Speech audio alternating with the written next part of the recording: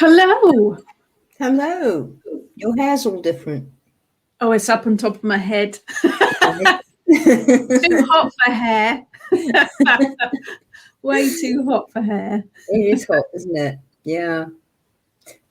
I've got the school teacher look going on today. All right. Okay. Well, we can both start doing this Yes. then. Oh, this is weird. I don't seem to be. Oh, that's better. I didn't seem to be lit. I think I am.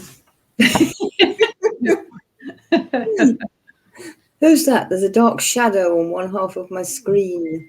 Too much sun behind you.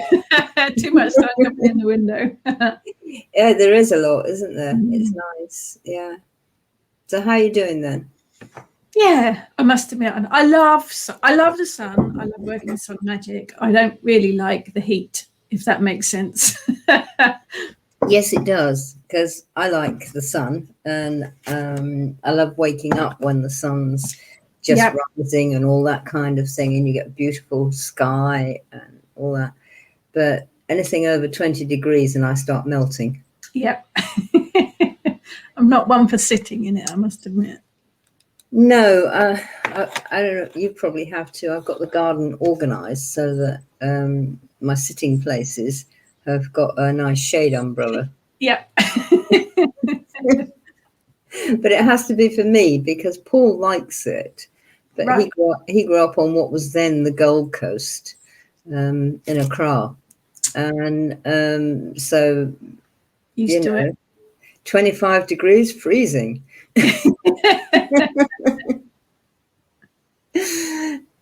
So, yeah, bit sort of Jack Sprat, and that. Gotta make it work. Both of us sound a little bit sort of like saggy with the heat. Yes, I think that's what it is, isn't it? It's a bit hard to kind of get motivated, really, isn't it? We shouldn't complain, really, should we? If it was pouring with rain, we'd complain. If it was snowing, we'd complain. Now we've got a bit of sunshine, we're complaining. It's probably a thing, you've got to complain of the weather. It's British, isn't it? It's a British thing to complain about the weather. But no, I've just been out watering. Yeah. Because I've just planted up the meadows with some new plants, and so it's sort of gone. It's got seed and plug plants, and then these are a few larger plants that we'll do this year. But of course, the poor things that were saying, "Excuse me, it hasn't rained." Yeah. What are you putting me in this dry old bare stuff for? Well, it's not bare, thank goodness, because you just make a space in the long grass, which is all 18 inches, nearly 2 foot now. It's all flowering. It's actually fantastic. Excellent. But so they are getting some shade, and the water's not evaporating immediately, but you still got to go out and water. Yeah. It is a daily job at the moment, isn't it? So morning and evening, but fortunately I didn't get out as early as I would have liked this morning, but fortunately it's relatively cool in the morning and relatively cool in the evening.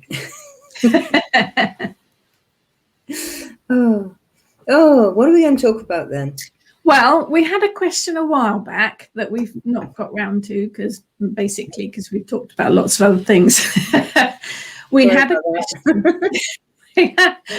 question about the elements and whether we work with the 4 or 5 elements within our own practices.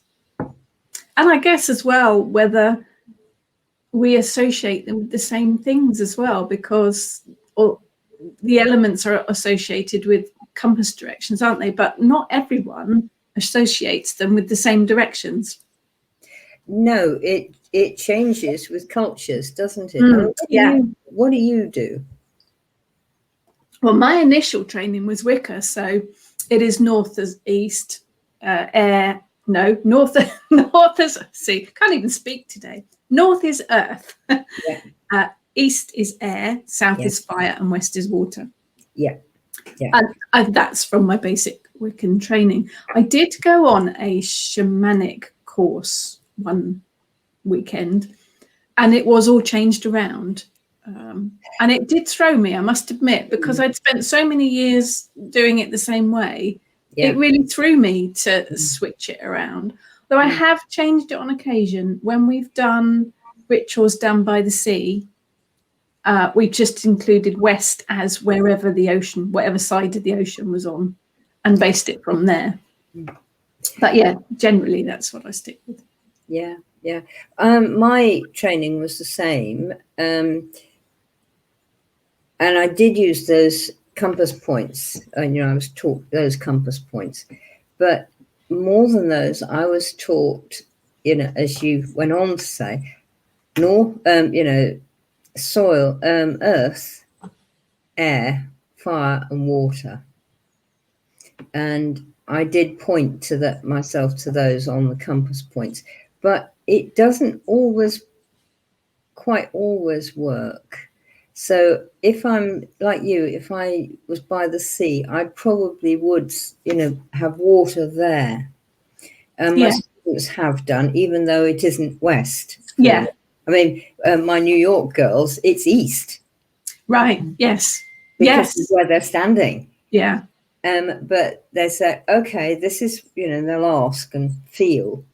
And it says, no, water is where water is. And so work yourself around that one. Yeah. And my garden does it funny. Okay. Well, it's sort of funny. When I came here and I sort of sat with the gardener and I sort of said, what do you want me to do then? Yes, wildlife, environment, all that kind of stuff. Yeah, okay. But what do you want me to do? How? Where? Where am I going to sit? That was pretty easy. I was just straight there. And so that was okay. And it has got easy compass points in that the garden is square. Right. And it's north. This is a bit weird because north is on my right when I've got my back to the house. Okay. The house wall is obviously east. Yeah. To my left is south, and I'm facing west. So if I want to, I'm actually facing north now. Yeah. Because this is the way of it. Mine's completely the opposite. North is on my left when I stand with my back to the house. Yeah. And you do tend to stand with your back to the house, kind of thing. So it's sort of like, and when I feel the need to be with the compass points particularly, I make a point of standing in facing the right direction. And some things do work that way. But then it went seriously weird on me because what it said it wanted was an 8-pointed star, the garden to be sort of like an 8-pointed star. It sort of is. So, I got the 4 basic compass points. I thought, oh, that's fine, And so we've got, north is there on my right. So down in this corner is northeast. That's fine. So, okay, we've got Imbolc. That's fine. East, right, okay, spring. Left-hand corner, Beltane. That's fine. Absolutely great. South, fine. Midsummer. North, southwest. Lammas, fine. Got that one.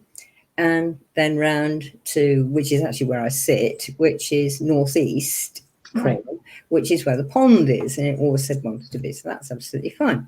So then they all wanted something in those corners, particularly to say, I'm about this. I'm about this. Yeah. So, okay, that's easy enough. So we got Imbolc, that's not bad. So it took a bit of a while to work out how to do it. And then as I went Calunk, there is a willow tree in that corner. Right. So, okay. But it also wanted a willow arch. So when I pruned the willow tree, I stuck a load of saplings in and I'll be building that. Lovely. Yeah, hopefully. If I succeed in doing it. And they, where are we? Southeast corner. Beltane, lovely. I had made the last places very simple moon gate. Nice. Which is just 2 metal sort of poles and a circle in it. And this local blacksmith made it for me, and it's gorgeous. So, and that had to go there as soon as we got anybody to fix it. So it's there. So I thought, Beltane. Oh, that's fine. Blodeuwedd, I thought to myself. So there was sort of, right, okay. And we got round to the southwest corner, Lammas. Serious. Lammas, instant thought is harvest, John Barleycorn, blah, blah, blah. Yeah. No. Didn't want that. Well, it just wasn't. It's my shady corner. It's my woody corner. Right. So that doesn't tally. It does actually, because this threw me off my perch completely. In the corner is what used to be, don't be horrified everybody, the old privy when this was a farm. Right. Which is a lovely little tiny brick shed. It's perfectly clean, it's absolutely gorgeous, and it's even got a little niche in one wall. I haven't set it up as I want it yet. And I had Paul and I are Winnie the Pooh fans, and he's an owl person and I'm a cat person, so we're also pea green boat and other shit like that. I know, sorry. And so we'd always wanted to live at the Wallery, which is where Owl lived. Right, yes. So, I love Winnie the Pooh. My children were brought up on Winnie the Pooh. Oh, yeah. Our wedding invitations were Winnie the Pooh. Oh, fantastic. Oh, I love that. No, we didn't quite manage that. So another friend up in Scotland who carves Pictish type drawings, which I absolutely adore. Yeah, fantastic. And he said, I'll do a slate sign with a Pictish owl saying the Wallery. Excellent. So we had this on the door in the old house. I thought, no, I don't want it here. And then it said, I'm up there. Right. In my shady corner. That's the Wallery. Right. So I'm sorry about this, but I'm not, but because Blodeuwedd for anybody that doesn't know what Ellen's talking about, it is from the Winnie the Pooh books, and Owl's house has a sign on it, Wallery, which obviously not very good at spelling. No, well, he was called Wall, you see. So this is quite understandable. It just shows that I'm completely off my head, but there we are.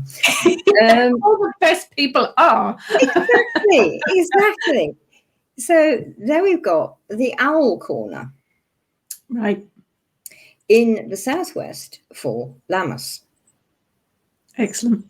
Now, most people would not naturally associate owls and Lammas. Owls are quite a lot Blodeuwedd.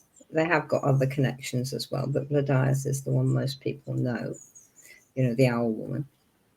And so there it was. And so I was there like, it was my head that was wrong, not Otherworld. They're sort of like, oh, for God's sake. My head was like, I can't do this, I can't do this. And they're saying, yes, you bloody can do it.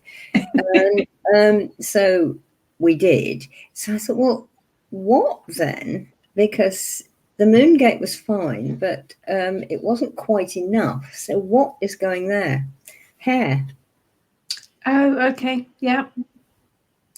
And it's also apparently about Olwen of the White Track. Okay. Which is that time of year. Well, it's actually is Imulk as part of it is, along with Bridie. But so they've all like shuffled. Like Caridwen has stayed where she should be. She's up in the northwest corner in the pond. Right. Getting her feet wet. Something. She says, this is me, sort of. Other they can do what they like, but at least I've got one stable point that has not thrown me completely. The rest of it has. But I think that's a good example, isn't it? I think we get so set that Earth has to go there, and South has to be there, and fire has to be there, and we get so set that that's exactly how things should be. We fight against it sometimes, when really you should trust your intuition, because it will work out in the end. Yeah. and it does. And Yeah. you find, oh, I would have thought of that. And I mean, I usually get my gang are quite rude, which is nice, really. But it's like, get out of your box. Listen. Yeah. At least open the bloody lid and smell the coffee, you know. And we do that. We get stuck into a training, Yeah. Which is not wrong. No. It's just, it's not the only thing in the universe. No, that's the thing, isn't it? Yeah, you've is. got to trust your intuition always, and practicality. And one of my basic initial training was, oh, your altar, it's got to go in the north. You know, there's no other place for it. Got to go in the north. And I can feel the vibes from here coming from you. It's just there. It's in the west. And I did. I moved everything out round at first, because you don't know any better when you're first learning, do you? And you think that what you're being told is the way to go. So I did, and I always kept it in the north. But yeah, I've got them all over the place now. My main one at the minute is in the east, because it fits in the room in the east. I've got one behind me, so that's south as well. My one downstairs is in the west. Yeah. Or I've got one in the north as well. Yeah, I got them all over the place, but I put them where they fit now, or where they feel right. Where they feel right, very much. When I first moved my stuff into this room, the window ledge wanted to be the altar. That's down that way. I thought, oh, lovely, you know, really nice. So we sat up there, and then I acquired this cupboard behind me, which I actually needed desperately. And all the altar pieces were going, excuse me, excuse me. Is she going to listen? Excuse me. And we want to be on top of the cupboard. So you're on top of the cupboard. You know. And that's another lesson too. I think we talked about this last week, about listening and looking and paying attention to things. And yes, you may think we're all completely bonkers that are all trying but they do, don't they? And I think when you're setting up your altar as well, you go to put something on it and you think, oh, that doesn't feel right. No, exactly. Oh, no, that doesn't want to be there. Or you've got it set, and all of a sudden something's going, get me out of here, you know, and you've got to move it. Yes. You know, it really is sort of like that. And another little wee example, which is actually from the ordinary world, really ordinary world. When I was training as a garden designer, Pershore, yonks ago, we had a fantastic, the tutors were all very good, but the plantsman was utterly fantastic. He was absolutely gorgeous, the man who taught you about plants. And so some of the things we do is sort of like, what are the characteristics of this plant? And, you know, how does it root? What soil does it need? What conditions does it need? When does it flower, etc. And so we'd be sort of doing one set of plants, and somebody, the first time it happened, somebody came out with, mine doesn't do that.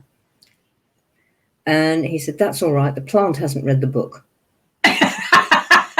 Yeah. Yes. I just went, brilliant. Yeah. Absolutely perfect. And that fits for this world too. Yeah. Books were written by humans. Yeah. I mean, both of us write the most incredibly wonderful books, perfect, and you've got to buy them all. Having got over that. You're humans. You're writing a gardening one at the moment, aren't you? I am, yeah. But they are all written by humans. I mean, yes, we can be amanuensis, i.e., you know, scribe for Otherworld, and we listen to Otherworld when we write, and, you know. Oh, absolutely. Don't do that, you know, do this. Oh, right, okay. And sometimes you write something, you think, I don't really remember writing that. Where did that come from? All the time, yeah. Especially in fiction, you sort of go back to your chapter and you sort of go, really? Did he? Oh. Oh, well, right, okay. I just got my eyes and put my hands on the keyboard, you know, and you do it. But no, in the non-fiction stuff we write, it's just the same, isn't it? Mm. And I think gardens in particular do lend themselves to working with the elements, don't they? When you're doing the layout and things, it is, yeah, I hadn't really thought about it from, my garden's so tiny anyway, but we want a water feature in there. We've got a bird bath at the minute, but it's in the south. And that's exactly where I'm going to put the water feature as well, because that's where it's going to go. Whether it likes it or not, that's where it's going to go. It can't go in the west because the house is in the west. There's no room for it. very true. I mean, my water features in the northeast. This is where Caridon wants to be. That's where the pond is, and that's where it's, you know, as soon as we saw the house, that's where it had to be. Yeah. And so, no, we can't put water in the west. No. And I'm kind of going along the lines that South works with Sulis, for example, a healing goddess, sun, very connected with solar energy, but also healing waters. So that's what I'm going with. My water feature is going to be in the south because it's associated with healing spa waters. Okay. Got a sun connection. That's what I'm If that makes the connection easier Yes. for you, then that's absolutely fine. That's what it's going to be. I do think we should point out to people that you don't have to find something in the book that justifies what you do. Oh, no. Oh, no. Your intuition, you and your own work with your own guides, for want of a better word. As long as you keep checking and keep listening, back to that again, stick with that. And if somebody or some book tells you you've got it all wrong, throw the book away. Throw the book away, and possibly the person. You say, that sort of person, do you want them? I mean, I teach about working with the elements, as I'm sure you do. And I think there are lists. I've got lists in my own books. There are lists everywhere, and everything generally has an association with a particular element, doesn't it? Whether it's a plant or a herb or a food or a type of magic, or even I like to encourage my students to look at the mundane things that we do as well and associate them with an element, because I think we forget about that, like gardening, washing your hair, or, you know, they've all got an association with an element, haven't they? And I think we forget about those mundane things as well. But everything really has got that association with an element. So we do work with them on a really regular basis. And literally every day, because like you, I think of them and work with them on an everyday basis. Even to the idea of, like, when I wash my hair or when I mow the grass, I don't have a lawn, I have paths in meadows. Yeah. Between meadows. So, but it still needs mowing. Otherwise, you just mess it all completely. So you sort of, I've made the arrangement with the garden and the elements and the insects and the birds and everything. Like, I need this space for walking on. Yeah. Guys, you who need long grass, I'm sorry, I'm leaving you lot, but not this bit. Yeah.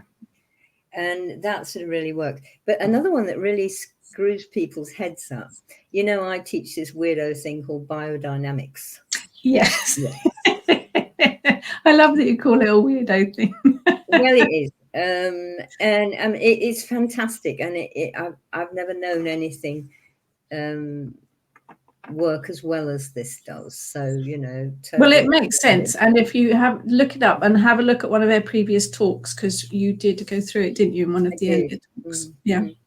But in that, we've got, actually, can we share screen a minute? I'll see if I can find this. Oh, you're getting techie show off now. Oh, well, you know, I mean, I managed to bugger up my talk on MoonCon by being techie and things in and screwing Facebook. I will remind people, both Ellen and I did separate talks, and we did a Shooting the Wild Witch Breeze couple of weekends ago now at MoonCon 21. If you missed the talks, do have a look on the Moonbooks Facebook page for the replays, and also on the Moonbooks YouTube channel for the replays of all the talks. There were some fantastic talks and panels that weekend. I came away from it with my head spinning with so much information and awe at the amount of knowledge that people have. It blew me away. So if you missed it, get over there and have a look. It is fantastic, and really do. And Rachel and her husband very kindly fixed my unintentional screw up that Facebook went, we're not publishing that. Oh yeah, copyright. Naughty. Oh yeah, you know, I was in the naughty corner for weeks with Facebook after that. It's frightful. You can see it really affected me. Sort of bloody Facebook. I used a video that anybody can watch on YouTube anytime, and they moaned about copyright. I mean, excuse me, hello. I'll let you say the name of the band because you pronounce it better than I do. Vodrona. That's the one. If you haven't heard them, go and listen. Yes, they are amazing. Definitely amazing. And they are right in on this stuff too. Mm. They use the Norse tradition, but it's so similar. And they're actually working now with a Scottish woman who sings Gaelic. And right. They're working with the Irish Gaelic and the Scottish Gaelic stuff. So I'm going to try and get them to say, come on, some Welsh people, they do it too.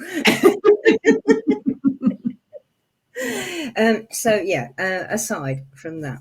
Anyway, I now have my picky that we can share, so we can go back to the elements. That was good. That was a nice lead in.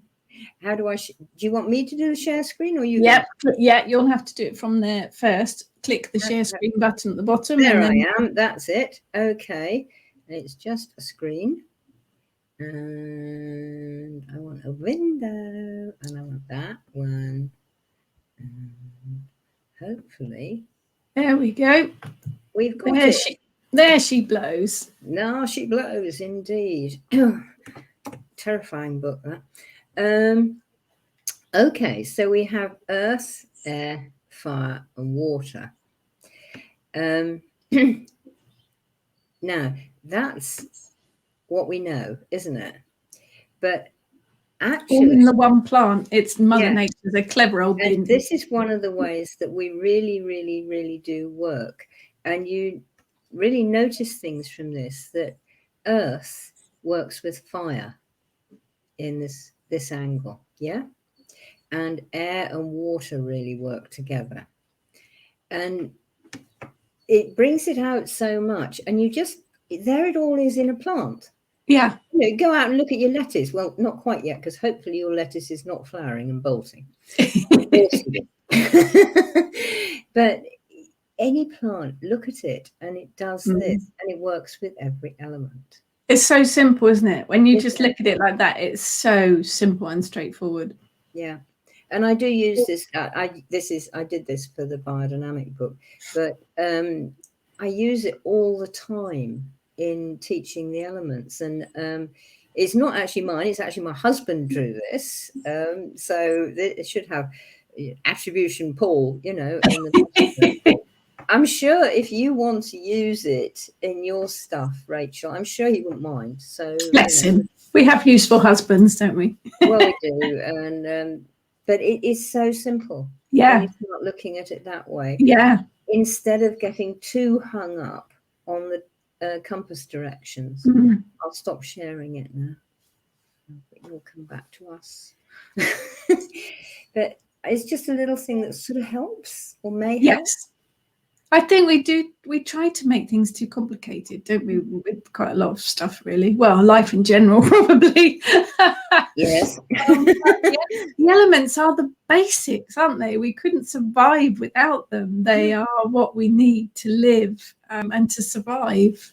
So paring it right back down to the basic level makes so much more sense than making things very complicated. It does, and you're so right about we can't live without it. I mean, try living without air. How Not long going to is happen. it going to last? Not a very long time. 2 minutes, I think, is the average, and that's pretty painful and awful. Yeah. Water, how long are you going to last? It's only a few days, isn't it? Few days, yeah. Mhm. Food, how long are you going to last? That can be a few weeks if you've got air and water. Probably not for me. I probably wouldn't last a day.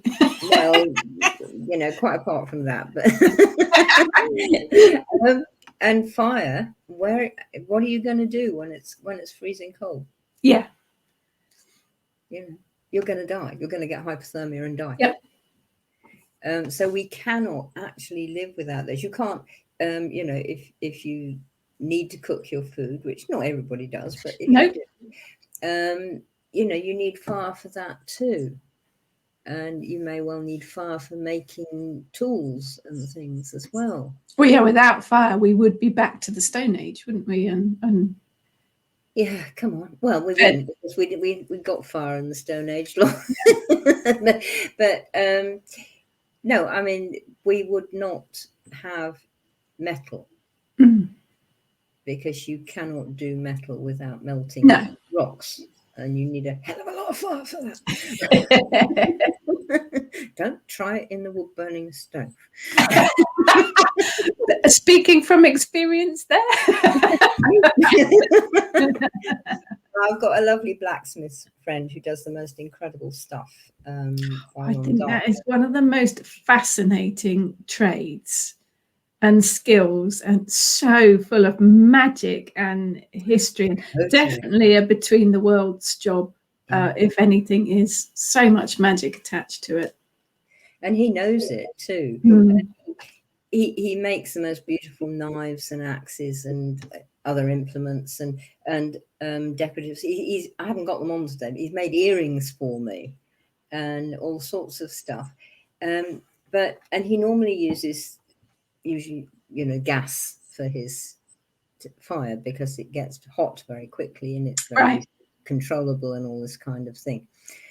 But he made my knife for me at a bushcraft long weekend thing, and there he was demonstrating Iron Age forging, which is the fire is in a pit and you build tunnels and you have bellows bags which you make from hide that gets it hot, and you'd sort of think, you're used to the gas or something, you think, how's it going to do it? Oh yeah. So he forged the metal for my knife in the very, in the old, original, early way. Excellent. And he knows that, and he knows all this stuff. Doesn't usually talk about it very much because he's sort of in business as a blacksmith and quite a bit of a bushcrafter. And some bushcrafters will talk about it, and others sort of think weirdo. And so he's careful where he chats, but he does know. But that's bringing all the four elements together, isn't it? That's you're working with all four elements if you're a blacksmith on a daily basis. Yeah, bringing that, it's alchemy, really, isn't it? Bringing all of them together to create something. He says that, and your metal comes from rock, so you have to get rock and melt rock, and that's earth. Okay. Yeah. And you use fire to melt the rock. Now, remember what I said with the plants, that angle that connection together. They have it in that, and then you need the air in order to make it hot enough and to help it with the various stages, because you oxidize metal to some extent in order to make it sharper or less sharp or whatever, which people don't sort of realize. I sort of sat there going, and then when it's forged, you plunge it in the water, set it. And 4 elements, brilliant. There you are. And it is sort of a mundane thing, as you were saying, but you need to really think about it because it isn't, is it? Like you said. No, I'd say I did. The blacksmithing is otherworldly, absolutely. Very, very magical, I think.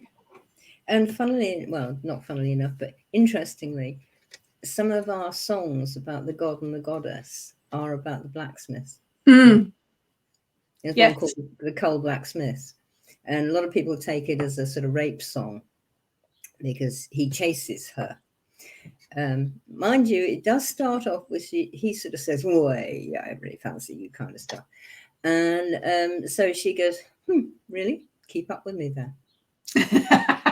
And so they shapeshift and shapeshift and shapeshift. And can he keep up? Can he keep up? Can he keep up? And eventually he passes the test, and so it's all right. But he is the blacksmith. And it's in the song, and she. Do you think though that we take something like that, which is obviously old, it's folklore, it's one of the old songs, and we see it in a different light today, in a light that it wasn't ever meant to be interpreted in? Like you said, some people see it as a rape song. It wouldn't have originally been meant in that way at all, would it? And I do wonder if sometimes we do misinterpret these days because we try and put modern ideas and modern morals, I guess, onto these old stuff, and it's not meant to be like that. And it's a shame because we do lose quite a lot of it, I think, because people then shove it aside because it's not appropriate anymore. When really there's nothing wrong with it. No, I mean, I find this quite a bit, and there's quite often sort of one student who's still thinking that way, and so we have to talk it right through. But it's really good for everybody to talk it right through anyway. But a lot of those old ideas come from the Victorians, actually. They didn't exist before. But I mean, you've got this wonderful thing because Victoria was a sort of funny, prissy old biddy, and I don't know whether anybody knows, but if you read her diary, she was a bloody nymphomaniac. Honestly, she had quite a few children, did she? Well, I mean, she writes about her first night with Albert. Right, okay. And it's pornographic. Right. It really is. So you've got like this one side of it, sort of high necks. Yes, she does. Get me at it. She does look prim and proper, doesn't she? And so there's this sort of like falsification. I can't say who I really am. I have to pretend to be this, but in fact, I'm that. And I think, and I'm just using her because I said Victorian, but the attitudes permeated through the whole of that 100 years. The Victorians loved the occult too, didn't they? They loved the whole, ectoplasm, totally their thing. They were really into the occult, weren't they? A lot of the fiction that came out from the Victorian era was all based on the occult, and that's where a lot of the secret societies and they loved it, didn't they? It was absolutely their thing. And a lot of them actually had a lot of sense, and they got it right. A bit weird, but they got it right. But with the fairies, whereas the old tales like the Mabinogion, it all gets dressed up in Victorian morals. And that's not the stories. No. Well, it was the idea of fairies in little frilly dresses and gossamer wings was Victorian, wasn't it? That's where all that came from. Yeah. And it never was before. And I mean, it's not in the older tales that the Grimm brothers actually collected. If you can get hold of those, they are scary. Oh, yeah, the original Grimm stories are horrible. They really are quite gruesome. Oh, they really are. And those are the original stories from the countryside. And they were in Germany, Austria sort of place. Yeah. But they're not that different from our own. No. Or from France or Spain or Italy. And they do all bring in the four elements. You find so often in the story, the hero has to work through all of the elements, and the tests go through all the challenges, before they get to wherever it is they're supposed to be going. Yeah. And so, we work with the elements all the time. I think we do well whenever we do a ritual. Generally, we call in the quarters, don't we? We bring the elements in. Yeah. Whenever we do spell work, we quite often invoke the elements or bring them into it with the ingredients or their energies. Or it's a huge part of, isn't it? Interesting though, because most people say four elements. Mm-hmm. But of course, there is the fifth one as well, and have to be careful because I always want to say the fifth elephant rather than element. I said it in ritual once, and it's stuck with me. And I was on the floor laughing. We're doing this whole big open ritual with all these people, and I came out with fifth elephant, and I couldn't change it. Then it stuck with me. The rest of the ritual, it was elephants. A whole lot in a very English field full of beech trees. We invited the elephants in. you know. And if you're going to start getting sort of booky and finding justification, Ganesha. Oh yes, he's behind me actually. Yes, got a statue of him behind me. Yeah. So elephant is not necessarily wrong. No. I do find that quite a lot of people don't. Whenever I get students to work with elements as well, no one mentions spirit or ether or whatever you want to call it, and it doesn't really appear very much either. We don't call on the fifth element in ritual generally either, do we? Not as a not in this country. No. I mean, in the East they do. Some of the North American tribes do. If you get deep, the nearest we get to it perhaps is if you get deeply involved in the Irish Gaelic work, then the elements come out as not just the 7 rainbow colours, but the whole spectrum. Right. And it's the winds there. And it is quite fascinating. And that's too simple. It's much more than that. So, those of you who are into it will know, but it is so different. And in, I think it's Japanese and possibly Chinese, the fifth element is wood. Yes, I have seen that used quite often, which it kind of makes sense to me, actually. That does make sense. It does. And the way I do it is I have the 4 elements as a cross on the horizontal, but I also invoke earth, or sun, earth, and self. Right, okay. So you've got the vertical axis. Yes. And which is also like upper world, middle world, lower world. Yeah. And then the 4 elements who work, and this is the way I was taught, work in this world. Right. Yeah. Of course they do. Yes. And so you've got this we call it the 6-arm cross, and it's spherical. It's not flat. Yeah. And I do find it works because you get people to really root. Yeah. Well, that's like casting the circle, isn't it? When you say cast the circle, so many people just think it's a circle. It's a circle. I have to remind them that it is above and below. You have to make it into a sphere, and that ties in the idea of the 6-arm cross ties in brilliantly with it. Yeah, it does, and it comes out. We've got actually. Shall I get it? We've got a very lovely brass model that somebody made for me. Shall I go and get it? Oh, show and tell. We always like a bit of show and tell. Right, hang on, everybody. Talk about yourselves.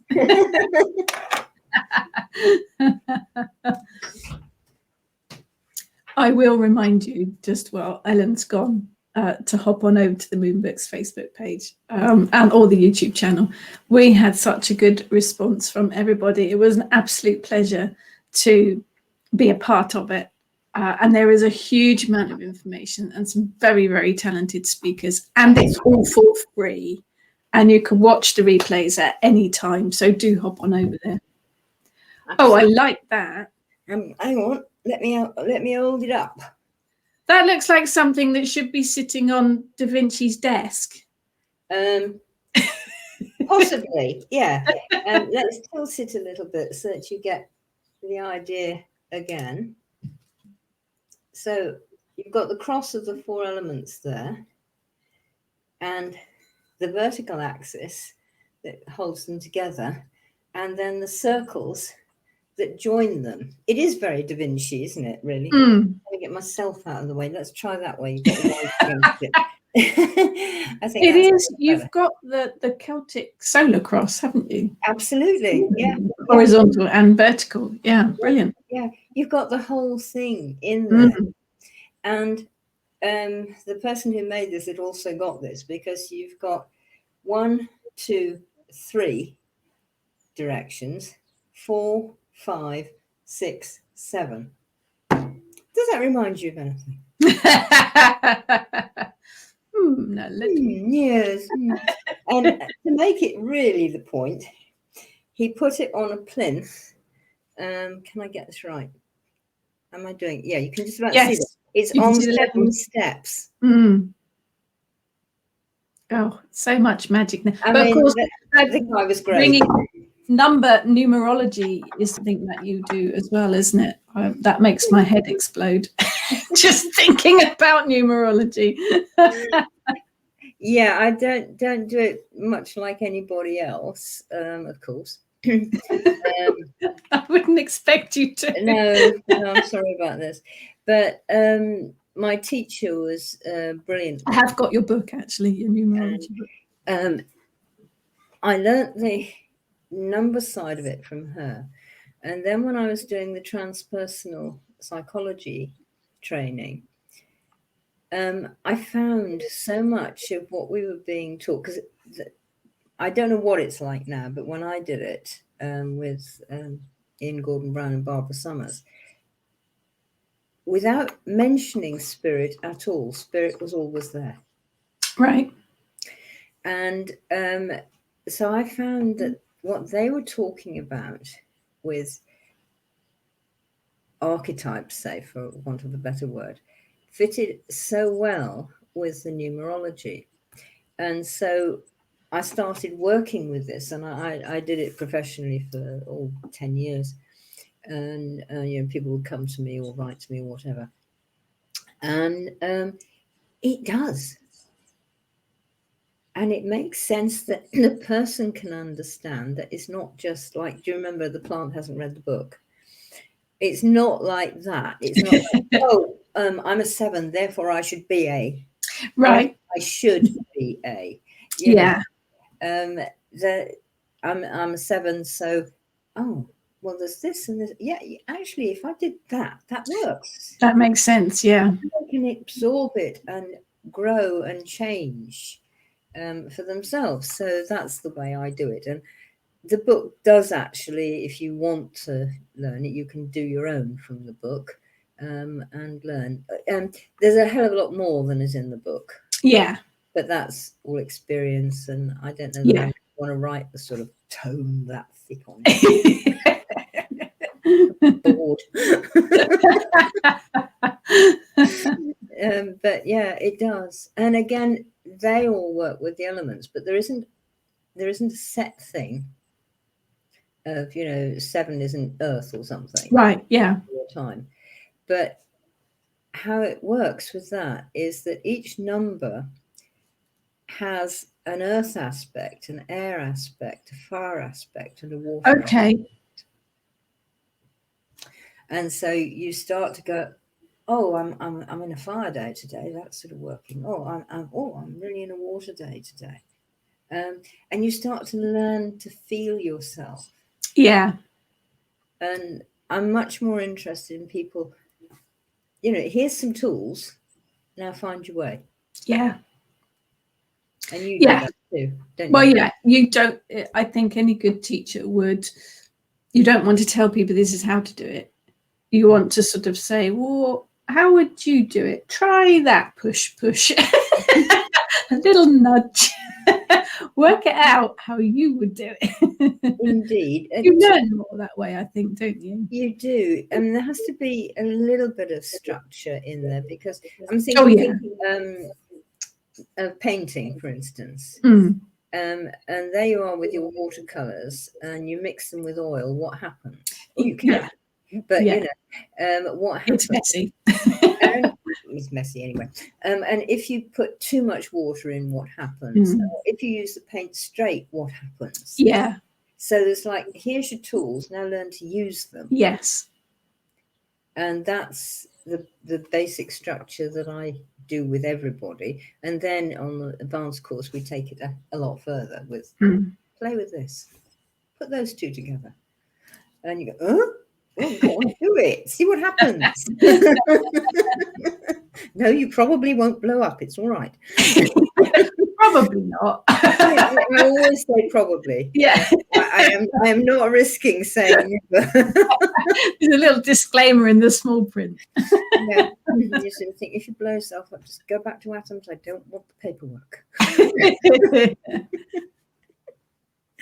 No, I'm a bit nicer than that. Most of the time. I think we have, you said about having a water day or a fire day, or we have all those elements within us and within our personalities and characteristics anyway, don't we? Some more prominent than others, depending on the day or who's upset us. Or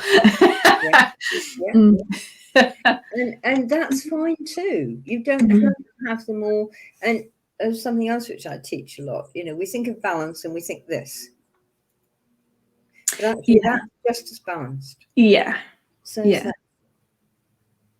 I think we do work with their students to find where they're balanced or unbalanced, or you know, what they've got most of, or not enough, or you know, we get them to work out which elements they work with more than others, just purely to see what the differences are. And if you feel you want to bring in more fire or more water, then you can see what the levels are and you can work with it.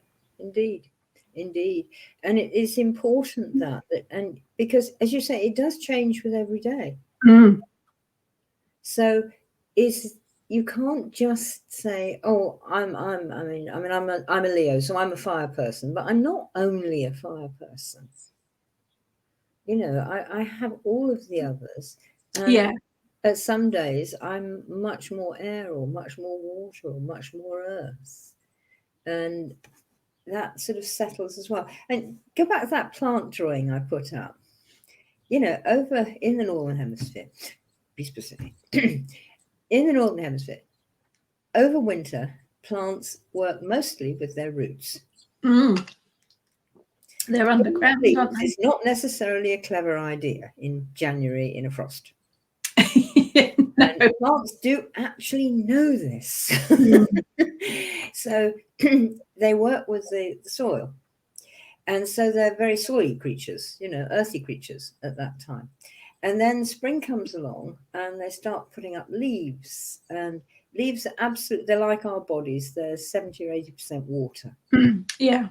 And so they're really watery beings, and they're sucking in loads of energy by photosynthesis and sucking it up from the soil, and they're growing and getting bigger.